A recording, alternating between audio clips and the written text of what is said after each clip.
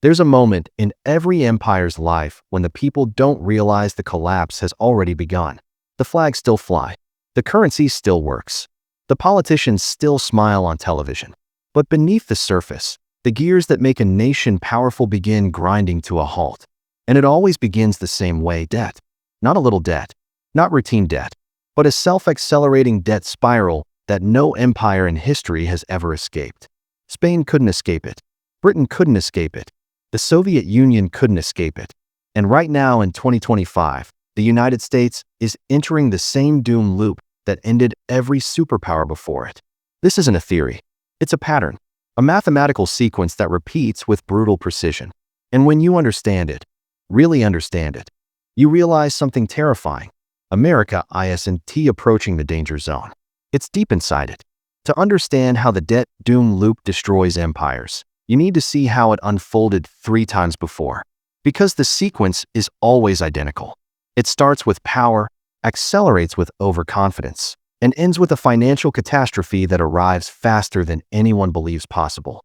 Today, we're going to trace the loop from Spain to Britain to the USSR and finally to America, stage by stage, so you can see exactly where we are in the collapse timeline and why the math says we're next. Spain wasn't just a powerful empire.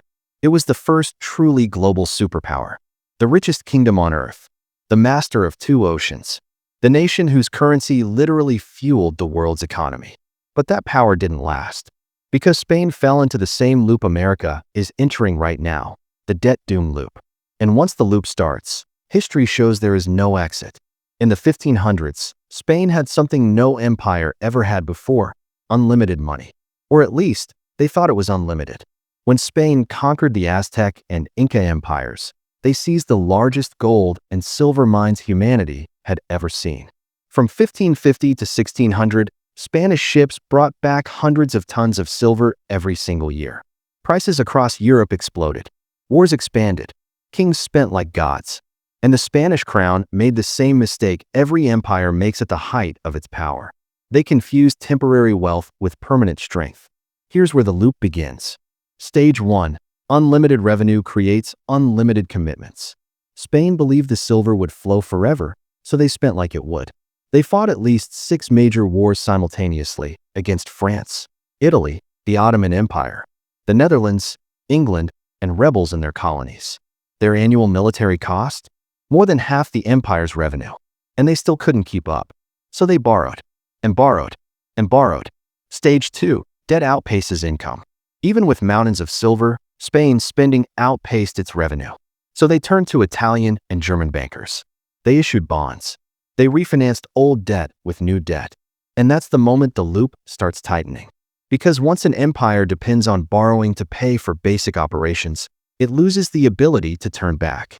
Stage 3. Currency debasement. Spain began mixing copper into their silver coins.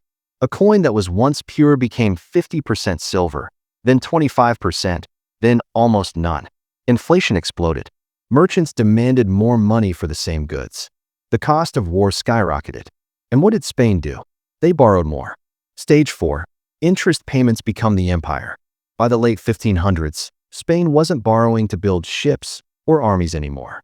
They were borrowing to pay interest on previous borrowing. The empire had entered the final phase of the doom loop. Stage 5. Collapse. Spain declared bankruptcy 4 times in 40 years. Silver production slowed. Their currency collapsed. Their manufacturing base disappeared because imports replaced domestic production. And by 1650, the most powerful empire on earth was a hollow shell, surviving only on memory and nostalgia. The debt doom loop had claimed its first global superpower. 300 years later, the British Empire controlled a quarter of the world. The pound sterling was the global reserve currency, the financial foundation of global trade. London was the center of the economic universe. And yet, Britain fell the exact same way Spain did. Because the loop doesn't care about military power. It doesn't care about culture, innovation, or pride. The loop only cares about math. And the math always wins. Britain's doom loop began in 1914, the moment World War I erupted. Stage 1. Global commitments expand beyond financial reality. Britain was defending India, Africa, Australia, Canada, Southeast Asia, the Pacific, the Caribbean, the Middle East, and hundreds of scattered islands. The empire was already stretched thin. Their navy dominated the oceans. Their army fought in dozens of territories. But the cost of defending a global empire increases exponentially. And when the war began, Britain faced a brutal choice: remain neutral or borrow money on a scale no empire had ever attempted. They borrowed. Stage 2, the debt explosion. World War I cost Britain the equivalent of over $1 trillion. To pay for it, they sent gold to America and replaced it with loans. When the war ended, Britain didn't emerge victorious. They emerged crippled. But instead of reducing commitments, Britain doubled down. Stage 3, currency breakdown. The pound sterling was supposedly backed by gold, but Britain didn't have the gold to back it anymore. When they tried to return to the gold standard in 1925, they overvalued the pound. Their exports collapsed. Their factories closed. Unemployment skyrocketed. And the government borrowed even more to maintain stability. By 1931, the pound collapsed. The world's reserve currency had failed. Stage 4, war debt triggers doom loop acceleration. Then came World War II. Another $4 trillion in today's money. More borrowing. More loans from America. And by 1945, the British Empire was finished financially. Interest payments consumed the budget. Maintaining the empire was impossible. They gave up India in 1947. The rest of the empire unraveled over the next 20 years. Stage 5, collapse of reserve currency status. The pound sterling went from the dominant global currency to a regional one. Britain fell from superpower to junior partner. The empire died not on the battlefield, but on the balance sheet. The debt doom loop had claimed its second global superpower. The Soviet Union didn't collapse because of ideology alone, or because of political rebellion, or even because of the arms race. The Soviet Union collapsed because of math. They entered the debt doom loop in the 1970s and never escaped. Stage 1, military spending exceeds national output. The USSR spent up to 20% of its GDP on the military, triple America's percentage. They tried to match the United States tank for tank, missile for missile, submarine for submarine. But their economy was a fraction of the size. They were burning money faster than they could generate it. Stage 2, economic stagnation. Factories produced garbage. Farms failed. Innovation died. Productivity collapsed. The USSR wasn't generating real wealth. It was only generating costs. Stage 3, currency suicide. The ruble wasn't internationally accepted. The Soviets had to buy foreign goods using gold and oil. But when oil prices collapsed in the 1980s, their revenue evaporated. Their gold reserves dropped. Their real money supply vanished. So they borrowed. Quietly. Desperately. Internally. Externally. They ran deficits they couldn't admit publicly. And interest began to eat the country alive. Stage 4. Maintaining the empire becomes impossible. When the Berlin Wall fell in 1989, the USSR didn't have the money to hold Eastern Europe together. Poland left. Hungary left. Czechoslovakia left. East Germany disappeared into West Germany. Within 2 years, the Soviet Union ceased to exist. Stage 5, total collapse. The ruble became worthless. Government workers couldn't be paid. The military fractured. A superpower with 30,000 nuclear weapons collapsed not from war, but from debt and economic decay. The debt doom loop had claimed its third global superpower. Now we reach the part people don't want to hear. But history doesn't care what we want to hear. History cares about patterns. And America is following the same pattern, not by accident, but by decision. Stage 1, commitments beyond capability. 750 military bases. 80 countries. Troops in 150 nations. Defense commitments on every continent. A military budget larger than the next 10 countries combined. But like Spain and Britain, the U.S. has reached the point where commitments grow faster than capability. Stage 2, debt spiral begins. America owes $36 trillion.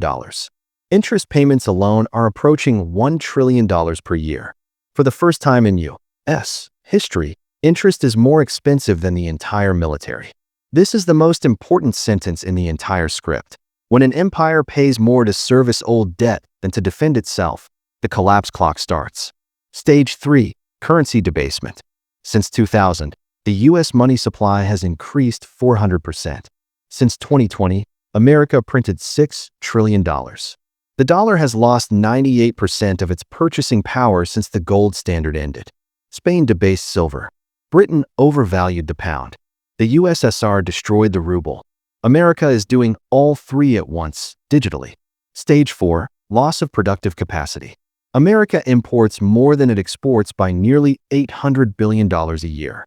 Critical industries have moved overseas. Supply chains depend on rivals like China. Medicine, electronics, steel, even military components are imported. Like Spain, America outsourced everything. Like Britain, America relies on foreign buyers to support its currency. Like the USSR, America's real economy is shrinking while expenses rise. Stage 5. Social breakdown. Crime, homelessness, drug deaths, institutional distrust, political paralysis. Every indicator of social decay that marked the late-stage collapse of Spain, Britain, and the USSR is here. And that means we're entering the two final stages. Stage 6. Reserve currency decline. BRICS nations are building alternatives. Saudi Arabia is trading oil in yuan. Russia and China already trade outside the dollar.